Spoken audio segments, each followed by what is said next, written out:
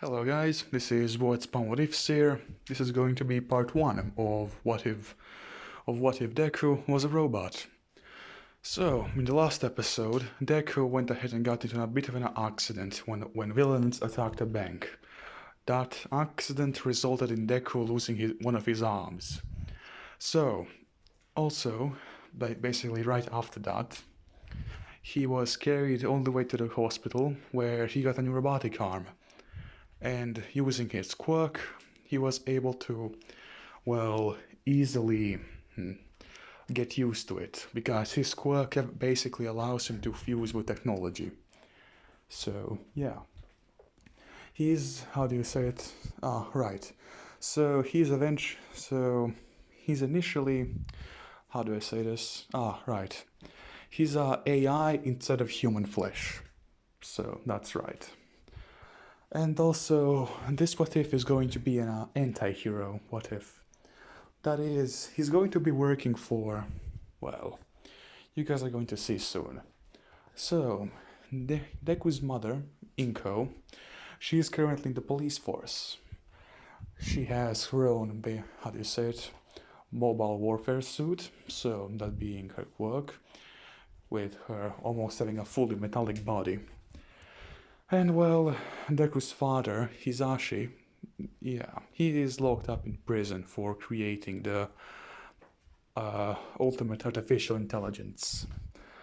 Yes, Haywire, or Haywire, Haywire. Haywire. There, I think that's how you use it.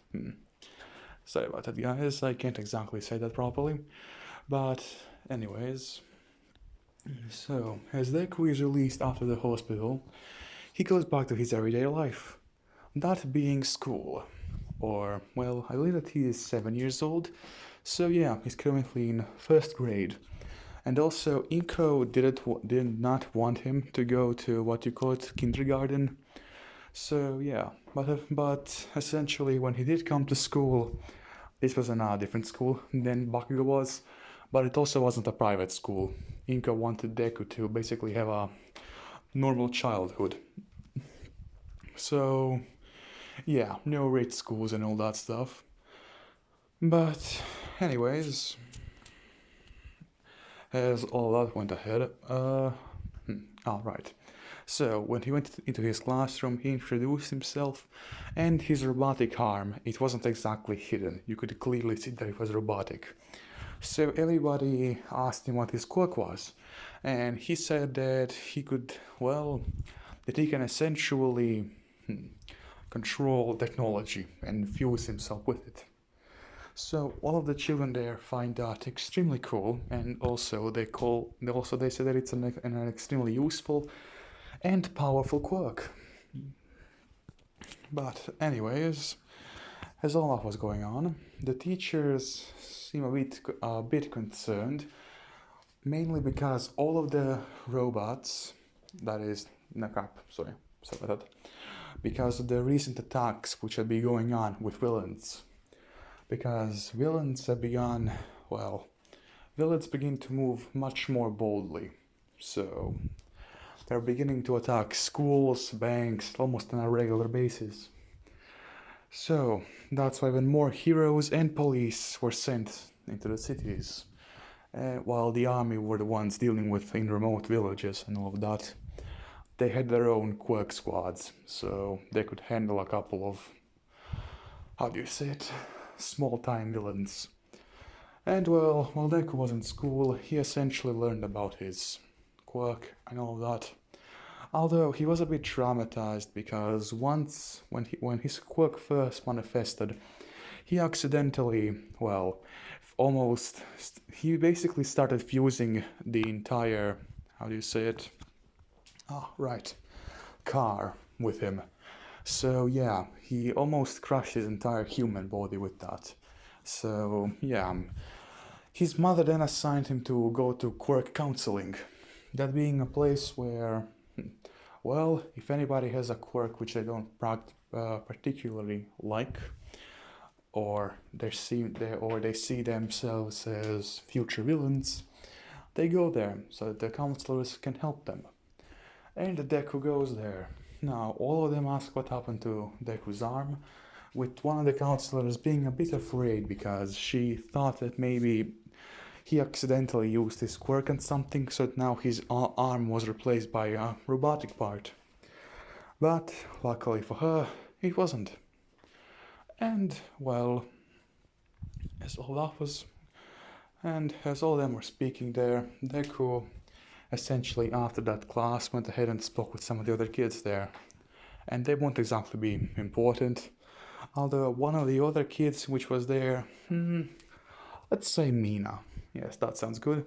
Since she thinks that, well, she sort of looks like a villain or a monster, as the children at her school call her. Mainly because, she has purple skin, pink hair, and also horns.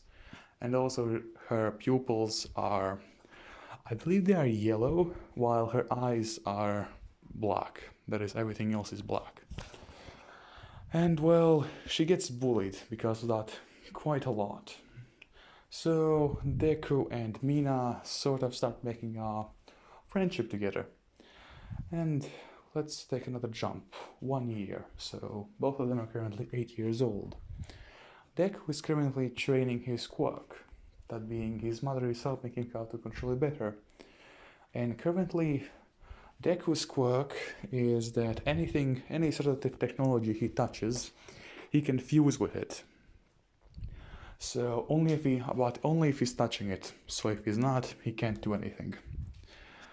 And well, and also when I say technology, I mean like anything. There's like a computer screen. Let's see. A computer, a PlayStation. Let's see. Traffic lights. Essentially anything which has technology involved in it, he can, or anything which has metallic and has wires inside of it, he can take control of that. So yeah. And well, he's currently training his quirk, and his robotic arm is now starting to look more and more like something which one of the robotic warriors would have. And his mother gets a bit concerned, but Deku simply tells her that he wants to use this to be good, to be a hero like All Might. Or actually no, not like All Might, like his mother. Because, well, in this AU, alternative universe, Deku's mother is the number 2 hero, in Japan at least. So yeah, Endeavor is number 3, Best Genius is number 4, and I think that number 5 would be Gang Orca? I think, although I'm not sure. Or maybe it was Hawks. Well, essentially, Deku went ahead and started practicing even quirkies even more. And while he was also attending school. And because he could fuse technology to him, he tried fusing a computer chip, basically melding it inside of his brain. So he does succeed in that. So now his eyes, instead of being like the normal human ones, which humans can, well, see through them, he basically has a HUD. So yeah, he has something for targeting. He also has the internet, like immediately. If he wants to see anything, he can see it. Although he also knows everything there is to know, or at least the amount of... No. Sorry guys. Essentially, the chip is feeding him information into his brain. So yeah, he's quite smart now. With his, he isn't as smart as Nezu currently, but he's getting there. Although he stopped because, well, he isn't exactly fixated on wanting to overwork his brain, because that's something which can happen. And, well, what's another 2.5 years passed. Deku is one of the popular kids at his school. And then, when Deku is currently 11 years old, something tragic happens. A villain attack, that being All for One. Yeah. All for One attacks his mother. And well, this is also the battle where All Might sustained his injury. So, basic upgrade. Okay, sorry about that, guys. So, let's see. I think that I'll start with All for One attacking the heroes. That is, when All for One and All Might were fighting. So, Inko is there as well. But All Might uses the quirk where he can extend, like those, how do you say it? Spikes from his hands, which are like black and red. He uses that and impales Deku's mother. And well, because she is almost entirely made out of, well, machinery, or, well, yeah, she starts to, well, how do you say it? Slowly start to die, or well, she has lost a lot of blood. She has been impaled in 3 of her major organs, that being the lungs, and also, let's say, well, actually no, 2 of her major organs. That is 1 major organ and 1 major artery. So yeah, it isn't looking good. And well, All Might is trying his best to, how do you say it, fight against All for One. And eventually he does succeed, and well, although he does take the injury which he has in the anime, although because of the advanced healing factor and all, which he has using the cybernetics inside of him, how do you say it? Ah, right. The wound isn't that bad as well. The wound isn't bad as it could have been. But sadly, Inko dies. Deku saw that on television while he was inside of his house. But even though he was crying, he couldn't do much because, well, about 10 minutes after he saw his mother die, and an explosion went off inside of their house. All for One had already planted several bombs in it. So yeah, the entire house exploded with Deku being near his deathbed, but luckily for him, he fell onto something. He fell onto this. Just a minute. Right. He fell onto several of these old mechs, which the humans used. And guys, well, let's see. So he activated his quirk and slowly started mending all of those, well, parts with him. And if you guys are wondering how Deku looked like after the explosion, well, imagine all of his limbs except his robotic arm being blown off. He's bleeding from everywhere and you can see his ribcage. Yeah, he was hurt badly.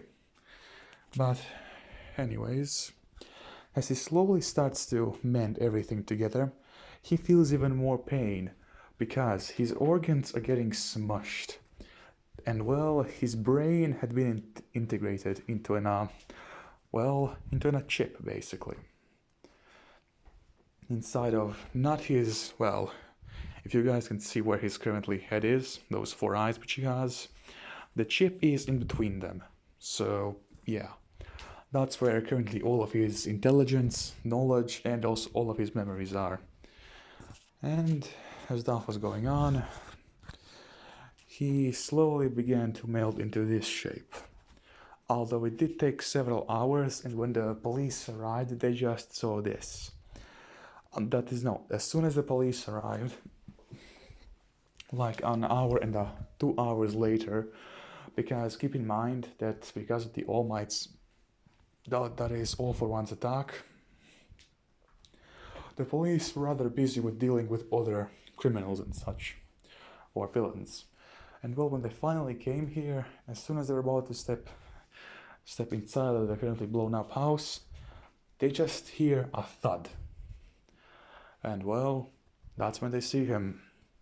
Bell fusing with all 3 of those mechs, he became a 32-foot robot. And well, as soon as the police saw that, they thought that he was just that, one of the robots from the war. they immediately opened fire. Now, they didn't do much to him because Deku's armor was at a point where he could receive All Might's punch at 50% of his full power and not get destroyed. Although at All Might's full power, 100%, yeah, he would be sent flying. And, well, before the police can do anything else, Deku starts running. He's currently in the city, so a lot of people see him and a lot of them begin to scream. Now, All Might hears of a sudden appearance of a robot which they never even encountered in the war. So he gets scared. And also, somebody else, which is currently looking through the radio, is this guy, Omega. You guys may remember him from the last episode. He was the guy who was sent to kill Deku, but he rejected it and basically went off on his own. And using the police intercom, he actually hears about the new appearance of a robot. So he goes ahead and sees what's going on exactly. He sees the robot, but he doesn't know exactly how to feel about it, because it doesn't seem like a robot to him. It seems more like a human. Although when he tried to scan for vitals, he didn't see anything. It was just a suit. Or well, not even that it wasn't a suit, but just that, a robot. So he quickly came down and knocked all of the police which were currently shooting at him. And well, keep in mind that this guy was like three times smaller than Deku. So yeah. Well, the assassin robot, Omega, he offered to take Deku to, that is, he set Deku to follow him. And well, he noticed that Deku wasn't able to go through the sewer hatch. So Deku simply went for the next best thing. Going to the police vehicles, which the police currently, because of the war, they have a bunch of military, how do you call them, APCs, those being armored protection vehicles, or that is amphibious vehicles something, or no, armored something vehicles. But essentially he starts to mail technology in it, and he creates a weapon. Using that weapon, he shoots out a hole big enough so that he can also get into the sewer. And when he does go there, both of them start to run, because they hear a large thud. As both of them turn around, they see All Might. It just come also to the same way Deku had. Now, Deku doesn't want to hurt All Might, because, well, essentially, he knows that All Might is a good hero and that he doesn't know that Deku is just that, a human, or at least was a human. So Deku takes out his rifle, and it's gonna call it a pulse rifle. So although it can also shoot projectiles, or energy beam, it can only shoot projectiles and light electricity waves. So that's what he uses. So that's what Deku uses. He starts shooting a bunch of electrical bullets, or at least electrical waves at All Might. All Might gets staggered a bit, but then he notices something. His cybernetics aren't working. Bell had deactivated them, so he feels all of the pain which he could receive from All for One's punch. And he just basically starts screaming along with gripping that side of his chest. And well, Omega and Deku simply start to run away, going as fast as they can. And well, eventually they go ahead and are currently at the ocean. This is exactly where Omega wanted to be. So he simply asks Deku, is he waterproof? Deku says that he is, because the materials which those mechs had in them also allow them to go up to 1,000 feet below the ocean. Below water, that is. And well, after that, Omega takes Bell and goes underwater. Eventually they come to a secret, base, essentially. Deku has no clue what this is, but when he enters, he sees more of, well, these type, this type of robot, along with several others. Those being some of these guys, and also some of these, and also these robots. With all of them essentially having artificial intelligence. And all of them do not want to harm humanity anymore, so they simply started a new life here. All of them go ahead and welcome Deku. And, well, Deku is currently going to take it all in, because for the last 2.5 hours he escaped from the police, he shot at All Might, and he now also saw an underwater base which housed hundreds of intelligent robots. So yeah, it was quite a lot to take in. But at that point, he also starts thinking of Mina, because yeah, he had a bit of a crush on her. But well, now that he's turned into a robot, he isn't exactly sure what to do. Especially because Mina's parents both died because of them. So yeah. And essentially, has all of them welcomed Deku, and well, Deku started to getting accustomed to all of them. He met Omega, Delta, Alpha, and Beta. That is, he already knew Omega, but Delta, Alpha, and Beta were also these type of assassin droids. And they were the most powerful there currently. Or, well, the most intelligent. The most powerful were these guys. Because they were about the same height as Deku, so like 30 to 40 feet.